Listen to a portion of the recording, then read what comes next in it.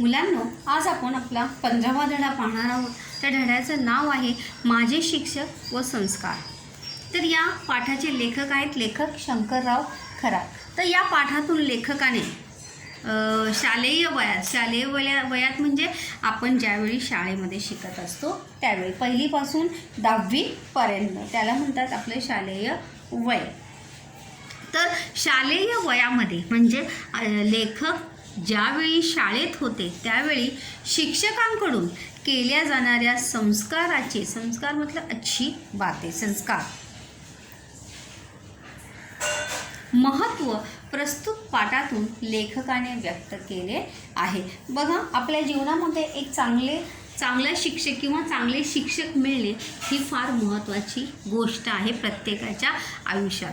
कारण की शिक्षक जे आहे आपल्या जीवनाला एक नवीन दिशा, एक नवीन मार्ग आणि एक नवीन आदर्श जे आहे आपल्या जीवनामध्ये घडवून देतात किंवा आपल्या जीवनाला एक नवीन दिशा देण्याचं काम करतात. तर अशाच प्रकारे लेखक शंकरराव खरात यांनी आपल्या शालेय वयातील अनुभवातून त्यांनी सांगितलेलं आहे की कशा प्रकारे शालेय मतलब बचपन से ही अगर हमारे ऊपर अच्छे संस्कार हुए होते हैं तो आगे जाके हम जो है हमारा व्यवहार जो है या अच्छी बातें जो है हम कभी भी भूलते नहीं. कारण की आपण बघा, आपल्या 24 तासातील 6-7 तास जे आहे ते आपण कुठे घालवत असतो, शाळेमध्ये घालवत असतो. तर शाळेत जे आपले शिक्षक असतात त्यांनी आपल्यावर जे केलेले संस्कार असतात ते आपल्या जीवनामध्ये फार महत्त्वाचे असतात. आणि त्यांनी केलेले संस्कार, त्यांनी सांगितलेल्या चांगल्या गोष्टी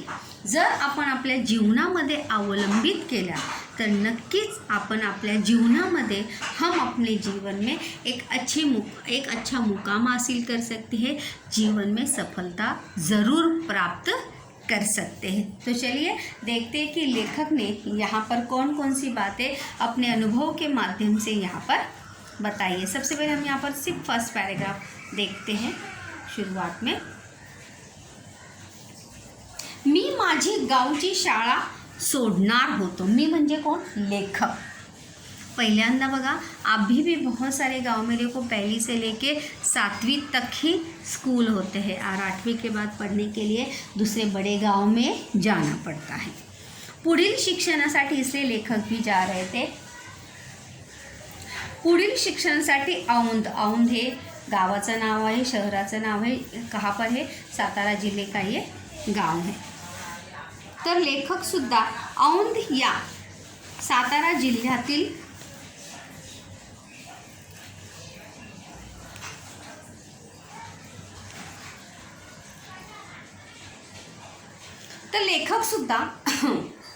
औंध पुढील शिक्षणासाठी औंध जिल्हा सातारा येथील हाईस्कूलमध्ये जाण्याचा विचार करत होते. तो लेखक भी यहाँ पर अपने गांव का स्कूल छोड़कर आगे की पढ़ाई के लिए वहाँ पर कुठे चालले होते? औंधमध्ये. कुठे चालले होते? प्रश्न पण आहे की लेखक पुढील शिक्षणासाठी येथे जाणार होते. काय आहे प्रश्न? लेखक पुढील शिक्षणासाठी येथे जाणार होते. तो कुठे जाणार होते? औंध जिल्हा सातारा. हे त्याचं काय आहे? उत्तर आहे. तसे माझे प्रयत्नही चालू होते. माझे म्हणजे कोणाचे? लेखकाचे. त्यात यश मिळणार याची मला खात्री होती और उसमें मुझे सफलता मिलेगी असा काय होता? लेखकाला विश्वाससुद्धा होता. यशचा समानार्थी शब्द काय आहे? सफलता. खात्रीचा समानार्थी शब्द काय आहे? विश्वास. म्हणूनच मी माझ्या शाळेतील एका शिक्षकाची भेट घेत होतो. त्यांचा सल्ला, मार्गदर्शन मला मिलत होते और इसीलिए वहाँ जाने के लिए लेखक जो है उनके ही स्कूल के जो पहले शिक्षक थे उनसे वो हमेशा मिलते थे. मतलब आगे जाके कैसे पढ़ना है, अपनी पढ़ाई कैसे करनी है, एडमिशन के लिए क्या करना है, ये सभी बातें जो है सल्ला यानी एडवाइस, जिसे सलाह कहते हैं, मार्गदर्शन, गाइडेंस उनसे हमेशा लेखक को मिलता रहता था. श्री हनुमंतराव देशमुख हे गावचेच रहिवासी. काय नाव होतं त्या शिक्षकांचं? हनुमंतराव देशमुख. काय नाव आहे त्यांचं? हनुमंतराव देशमुख असं त्या लेखकाचं नाव आहे. ते गावचेच रहिवासी म्हणजे लेखक के गाव में वो रहते थे. त्यांनी मला इंग्रजी तरखडकरांचे भाषांतर शिकवले. तरखडकर जो है एक लेखक का नाम है जिन्होंने इंग्रजी भाषेचं व्याकरण किंवा इंग्रजी भाषेवर खूप अशी पुस्तकं जी आहे ती त्यांनी शिकवलेली आहेत. प्रश्न पण आहे बघा की पहिल्यांदा हनुमंतराव देशमुख जे आहे ते इंग्रजी तरखडकरांचे भाषांतर शिकवणारे 2 शिक्षक. त्याच्यातील एक कोण होते? हनुमंतराव देशमुख. दुसरं उत्तर आपण पुढे आल्यानंतर पाहणारच आहोत की दुसरं शिक्षक कोण होते. ते तसे स्काउट मास्तरही होते. अजून काय शिकवायचे ते? स्काउट मास्तर. प्रश्न पण आहे बघा विविध शिक्षकांचा. श्री देशमुख जर आलं तर काय उत्तर येणार आहे? स्काउट मास्तर, स्काउट गाईड आणि अध्यापन तज्ज्ञ असं त्याचं ते उत्तर आहे. त्यांनी शाळेचे स्काउट पथक पक्क्या पायावर उभे केले होते. पक्क्या पायावर मतलब मजबूत. उन्होंने स्काउट गाइड जो है वो उन्होंने बहुत ही मजबूत किया था. श्री कात्रे मास्तरांनी मला 4थीच्या वर्गात गणित शिकवले. कात्रे मास्तर कोणता विषय शिकवायचे? गणित. कोणता विषय शिकवायचे? गणित. आणि कोणत्या वर्गात शिकवायचे? 4थीला असताना. 4थी यानी 4th स्टँडर्ड. जब लेखक 4th स्टँडर्ड में थे तब गणित सिखाते थे. कोणते सर? कात्रे मास्तर. प्रश्न पण आहे बघा की लेखकाला गणित शिकवणारे शिक्षक काय नाव होतं त्यांचं? कात्रे मास्तर. अंकगणितासारखा अवघड विषय त्यांनी सोपा करून शिकवला. अंकगणित म्हणजे गणित असा विषय आहे की ज्याच्यामध्ये काय आहे? फक्त अंकच अंक आहे. अंक याने संख्या. लक्षात ठेवा अंकाचा समानार्थी शब्द काय आहे? संख्या. तर गणित या विषयामध्ये सगळं काही कशावर अवलंबून असतं? संख्येवर, आकड्यांवर सगळं काही अवलंबून असतं. आणि असा विषय त्यांनी अवघड विषय जैसे गणित इस विषय से सभी लोग कुछ ज़्यादातर लोग जो है क्या भागते? दूर भागते. गणित विषय बहुतेक लोकांना काय वाटतं? अवघड वाटतो. लेकिन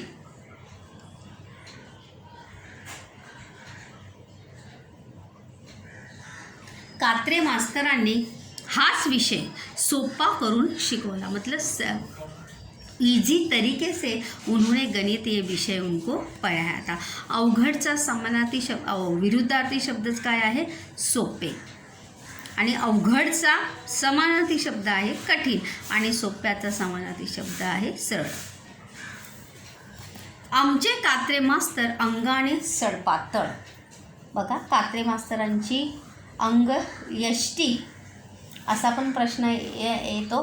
कात्रे मास्तरांची अंगकाठी व आजार. तर कशी होती अंगकाठी यानी उनकी शरीर रचना कैसे थी?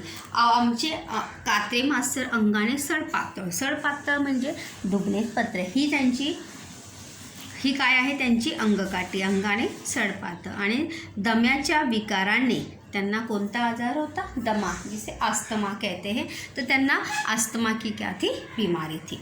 विकार म्हणजे आजार, रोग. त्यांना कधी कधी त्रास व्हायचा. दमे की जब बीमारी होती तो सांस वगैरह फूलने में देखो तकलीफ होती है, सांस वगैरह लेने में. तो कभी कभी उन्हें इस बीमारी से क्या होते थे? तकलीफ होती. कात्रे मास्तरांच्या घरी माझे वडील लाकडं फोडायला जायचे. लाकडं फोडणे म्हणजे लाकडे तोडण्यासाठी, लाकूड तोडण्यासाठी. प्रश्न पण आहे की या मास्तरांच्या घरी लेखकाचे वडील लाकडे फोडायचे. तो कोणत्या मास्तरांच्या घरी? कात्रे मास्तरांच्या घरी लेखकाचे वडील लाकडे फोडायला जायचे. या ठिकाणी बघा 3 प्रश्न आपण पाहिले की कात्रे मास्तर कोणता विषय शिकवायचे? 4थीला गणित विषय शिकवायचे. त्यानंतर कात्रे मास्तरांची अंगकाठी व आजार. अंगकाठी कशी आहे? सडपातळ. आणि आजार कोणता आहे? दम्याचा विकार त्यांना आहे. आणि स्काउट हनुमंतराव देशमुख कोणता विषय शिकवायचे? Scout guide. आणि कात्रे मास्तर गणित. पुढे पाहूया नेक्स्ट पॅरेग्राफ.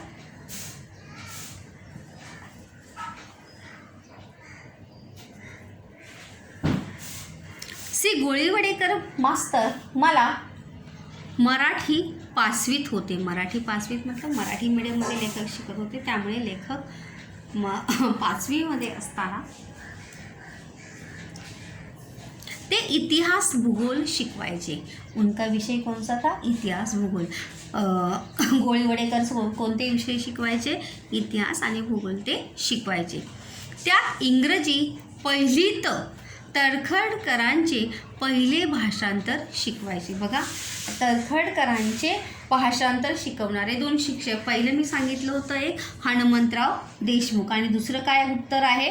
गोळीवडेकर मास्तर. काय उत्तर आहे दुसरं? गोळीवडेकर, श्री गोळीवडेकर.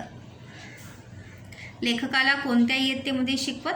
पहिलीमध्ये असताना. कुठे? पहिलीत तळखरकरांचे पहिले भाषांतर शिकवायचे. श्री गोळीवडेकर खरे शेती तज्ज्ञ.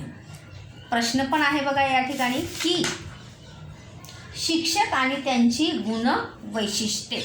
तर या ठिकाणी श्री हनुमंतराव देशमुख यांचं वैशिष्ट्य काय येणार आहे? स्काउट गाईड आणि अध्यापन तज्ज्ञ. तर गोळीवडेकरांचं काय येणार आहे? शेती तज्ञ. जैसे यहाँ पर आया भी है. श्री गोळीवडेकर खरे काय होते? शेती तज्ञ शिक्षक. शेती तज्ञ शिक्षक मतलब उन्हें खेती के बारे में बहुत अच्छी जानकारी थी. शाळेच्या बागा करण्यातच त्यांचं अर्ध लक्ष असे. स्कूल के आसपास या स्कूल का जो बगीचा था उसका ध्यान रखने में, उसका ख्याल रखने में ही उनका आधा ध्यान अपने स्कूल के बगीचों की तरफ ही ज़्यादा रहता था. त्यात त्यांचा व माझा जवळचा परिचय आला. जवळचा परिचय आला मतलब लेखक का और उनका बहुत ज़्यादा मिलना जुलना या उनके साथ बातचीत होने लगी. त्यांचं कारण शाळेच्या बागा आमच्यासारख्या मुलांच्या जीवावरच तर उभ्या होत्या. क्योंकि मतलब स्कूल का जो भी काम करना होता है उसे करने के लिए कुछ विद्यार्थियों को देखो लिया जाता है मदद के लिए कि जो विद्यार्थी शारीरिक रूप से क्या है स्वस्थ है, जो ऐसा काम अच्छे से कर सकते हैं और काम करने के बाद उन्हें कुछ तकलीफ भी ना हो. अगर ऐसे विद्यार्थियों के ऊपर, जैसे देखो हम अपने ग्राउंड की सफाई वगैरह करते हैं, ग्राउंड का काम करते हैं, तो ऐसे विद्यार्थियों को हम लेके जाते हैं कि जो इस काम करने में सक्षम है. तो इसीलिए बगीचे का काम करने के लिए भी गोळीवडेकर सर ऐसे ही विद्यार्थियों को लेकर जाते थे. जो देखिए यहाँ पर दिया है, मुलांच्या जीवावर उभ्या असणे म्हणजे मुलं ती काम बागेचं काम करण्यासाठी काय करत असे? परिश्रम मेहनत करीत असत. पक्क्या पायावर उभ्या करणे हा वाक्यप्रचार आहे बघा. एखादं कार्य भक्कम पायावर निर्माण करणे. समुपदेशन करणे म्हणजे योग्य सल्ला देणे. चला तर पुढे पाहूया. त्याचं कारण शाळेच्या बागा आमच्यासारख्या मुलांच्या जीवावरच उभ्या होत. कारण आम्ही मुलं वयानं तसंच हाडापिडाने मोठा धष्टपुष्ट हट्टे कट्टे जे जाडजूड जी मुलं असतात ती कष्टाच्या कामाला कणखरचा समानार्थी शब्द आहे मजबूत. स्ट्रांग जिसे कहते हैं, मेहनत का काम करने के लिए जो है क्या है? मजबूत है या काम करने के लिए सक्षम है. शाळेची गावाच्या ओढ्याकाठची बाग ही खरे तर आम्हा मुलांच्या जीवावरच चांगली फुललेली मतलब खिली हुई.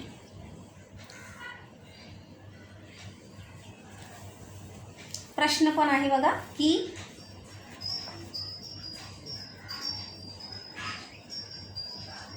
कशा प्रकारे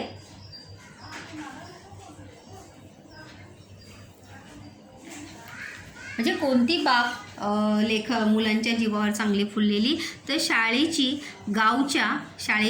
आणि गावच्या ओढ्याकाठची बाग, म्हणजे 2 बागा ज्या आहेत त्या मुलांच्या जीवावर चांगल्या, मुलांच्या जीवावर मतलब उन्होंने मेहनत की थी, इसीलिए वो बगीचा जो है क्या हुआ था, खिला था। या बागेतल्या विहिरीचं पाणी 2-2 तास रहाटाने मतलब आपको पता होगा कि रस्सी से खींचकर पानी निकालते हैं, आणि जे चाक असतं त्याला काय म्हणतात, रहाट, ऐसे खींचते हुए पानी निकालते देखो कुएं में से, त्याला म्हणतात रहाट ओढून। तो 2-2 घंटा त्या 2-2 तास त्या विहिरीतून रहाटाने पाणी ओढून बागेतल्या फळझाडांना आम्ही पानी देत असो। और बगीचे में जितने भी फूलों के पेड़ थे, फलों के पेड़ थे, उन सभी को लेखक और लेखक के मित्र जो है वह क्या करते थे, पानी देते थे। मतलब कुएं में से पानी खींच कर निकाल कर, सोचिए उसमें बहुत ज़्यादा मेहनत लगती है। तर बागेतल्या कशाला पाणी देत असू, फुलझाडांना आणि फळझाडांना। तेव्हा ती फुलझाडं आणि फळझाडं तरारून उभी राहत होती। तरारून उभी राहणे मतलब खिलना, हरा भरा दिखना। तभी वो फूल के पौधे हो या फलों के पौधे हो, खिले खिले क्या होते थे, नजर आते थे। त्यामुळे श्री गोळीवडेकर मास्तर आमच्यावर प्रेम करायचे, और इसीलिए क्योंकि जब इस काम के लिए जाते थे तो ज़्यादा से ज़्यादा समय उनके साथ बिताते थे।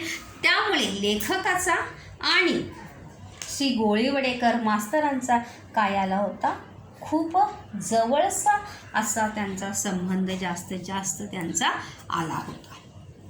बागेतील जमीन कुदळी आणि टिकावाने खांदावायची। प्रश्न पण आहे बघा, बाग खोदण्याची 2 अवजारे।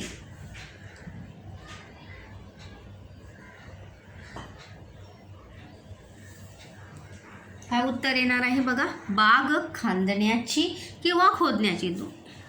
कोणताही प्रश्न या ठिकाणी येऊ शकतो, तर कोणता अवजार आहे बघा, कुदळ आणि टिकाव। टिकाव फावडा जो होता है त्याला म्हणतात टिकाव आणि कुदळ। त्याचे होल वगैरे खड्डा वगैरे करण्यासाठी बघा कुदळ लागते, टिकाव लागतं। ते हे 2 उत्तर आहेत त्याची, कुदळी आणि टिकाव। बघा मुलांना मिळत नाही उत्तर, प्रश्न पण आहे बघा, बाग खांदण्याची 2 अवजारे कोणती, तर पहिलं आहे कुदळ आणि दुसरं आहे टिकाव। त्याचे वाफे करायचे। वाफे मतलब देखो ऐसे चौकोन बनाया जाता है बराबर से, त्याला म्हणतात वाफे। बंद घालायचे, बंद यानी बंधारा करना। अशी सगळी कष्टाचे कामे आम्ही मुलं करत असो, और ये सभी मेहनत का काम जो है लेखक और लेखक के मित्र जो है बड़े ही सहजता से वहाँ पर करते थे। प्रश्न पण आहे सोमताचा की खालील पुढील वाक्यांचा संदर्भासहित अर्थ स्पष्ट करा। शाळेच्या बागा लेखकासारख्या मुलांच्या जीवावर उभ्या होत्या। तर काय उत्तर येणार आहे त्याच्यामध्ये बघा कि श्री गोळीवडेकर मास्तर हे तज्ञ होते, क्योंकि वहाँ पर लेखक आणि लेखकाचे मित्र हाडापिंडाने काय होते, मोठे व बळकट होते, कष्टाच्या कामाला काय होते, मजबूत व्हायचे होते।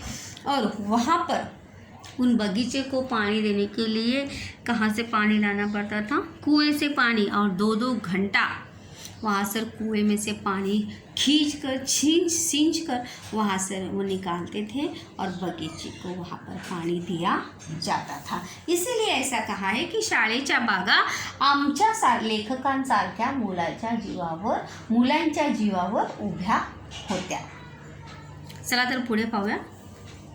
हेडमास्टर म्हणजे प्रिन्सिपल।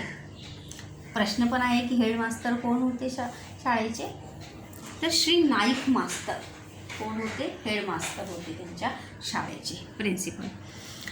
हेडमास्टर श्री नाईक मास्तर यांचा शाळेत दरारा असे। दरारा यानी जरब, दरारा असणे, वाक्यप्रचार पण आहे, दरारा असणे, धाक असणे, जरब असणे। तसे ते शिस्तीचे कडे भोगते। प्रश्न पण आहे, उत्तर बघा याचं की त्यांचे वैशिष्ट्य काय होतं नाईक मास्तरांचे, ते शिस्तीचे कडे भोगते यानी प्रिय। उन्हें अनुशासन बहुत ज़्यादा प्रिय था। या शिस्तप्रिय हेडमास्टरांनी माझ्या शाळेला चांगलीच शिस्त लावली।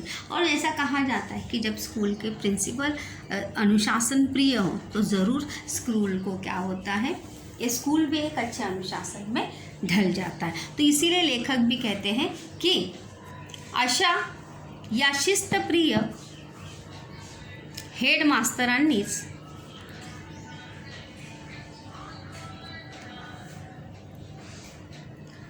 या शिस्तप्रिय हेडमास्टरांनीच माझ्या शाळेला चांगली शिस्त लावली और इसीलिए त्यांच्या मुख्याध्यापकांनी त्यांच्या शाळेला काय लावली होती, चांगली शिस्त लावली होती। नियमांचं पालन सगळे विद्यार्थी चांगल्या प्रकारे करत होते। शाळेची दुसरी घंटा होताच ते हातात छडी घेऊन शाळेच्या दारात थांबत। मग शिस्तीत मग कोण उशिरा येईल असा त्यांचा दरारा। और जैसे ही दूसरी बेल होती थी तो वो छड़ी म्हणजे काय, काठी लकड़ी लेकर हाथ में वहाँ पर स्कूल के दरवाजे पे गेट में वहाँ पर क्या होते थे, खड़े हो जाते। तो किसी की क्या मजाल कि ऐसे कड़क अनुशासन में कोई लेट आए असा त्यांचा दरारा। म्हणजे न मारताच न ओरडतात मुलं फक्त त्यांच्या आवाजाला उनके व्यक्तिमत्व से इतने डरते थे कि कोई भी विद्यार्थी जो है अनुशासन को या नियम को तोड़ने के बारे में कभी भी सोचता नहीं था। असा त्यांचा दरारा म्हणजे धाक जरा। श्री नाईक मास्तर हे मला इंग्रजी चौथीत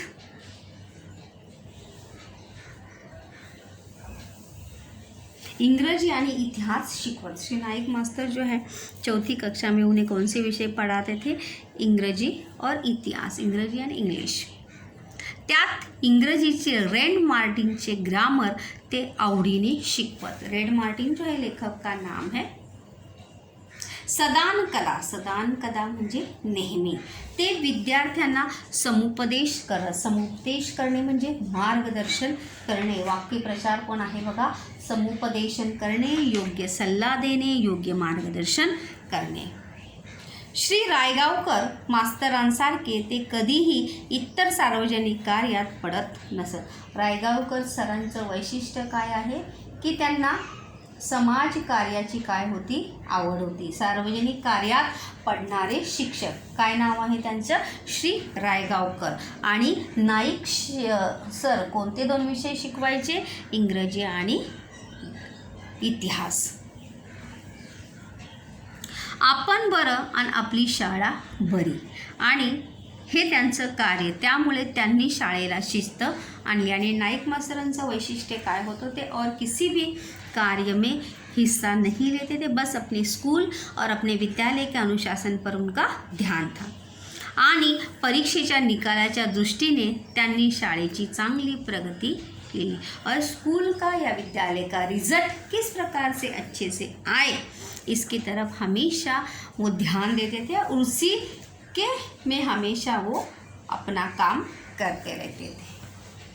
औंधला शिकायला जाणार म्हणून श्री नाईक मास्तरांना भेटलो, त्यांनी मला योग्य असं मार्गदर्शन केलं। और इसीलिए लेखक दूसरे गांव में, अपने गांव का स्कूल छोड़कर दूसरे गांव में पढ़ाई करने के लिए जाने वाले थे। इसीलिए नाईक मास्टर यानी विद्यालय के अपने प्रिंसिपल को वो मिलने के लिए जाते हैं, लेकिन मिलने के बाद वो उन्हें सही मार्गदर्शन करते हैं। और शाळेत असतानाही त्यांचं माझ्यावर लक्ष होतं।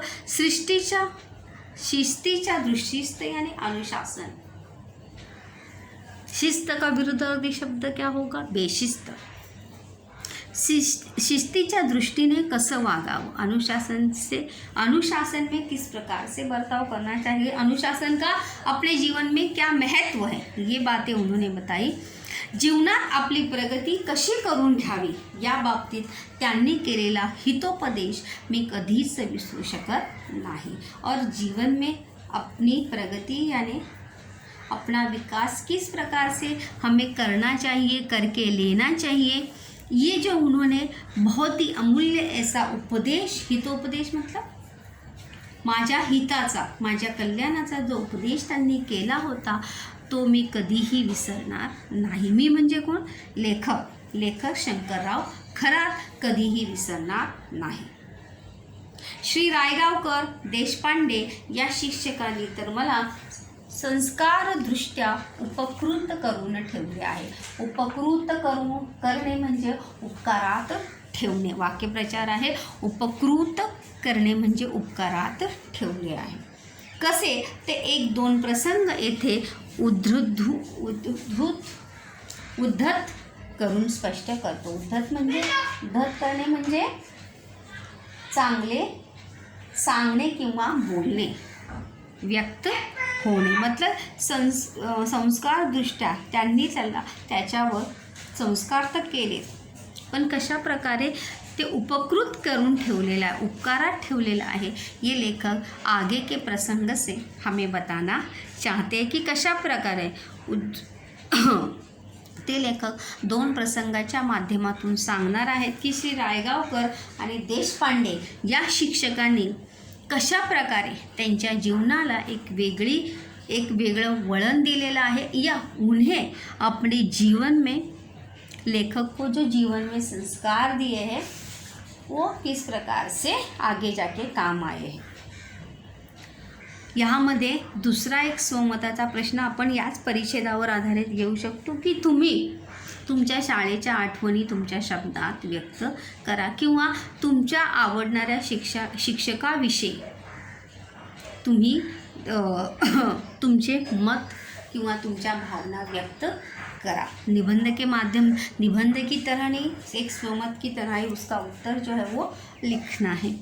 किंवा कोणत्या शिक्षकाच्या विचाराने किंवा व्यक्तिमत्वाने विचाराने तुम्ही प्रभावित आहात ते तुम्ही तुमच्या शब्दात व्यक्त करा किंवा तुमच्या शब्दात तुम्ही लिहा. अपन जोपर्यंत शिकत असतो 1ली ते 10वीपर्यंत या उसके आगे भी हमारे जीवन में बहुत सारे शिक्षक आते हैं. अलग अलग तरीके से हम उनसे क्या होते हैं, प्रभावित होते हैं. त्यांच्या विचाराने, त्यांच्या सल्ल्याने, त्यांच्या मार्गदर्शनाने वो मार्गदर्शन हमें करते, सलाह हमें देते हैं, उससे हमारे जीवन को एक नई दिशा और नई राह मिलती है.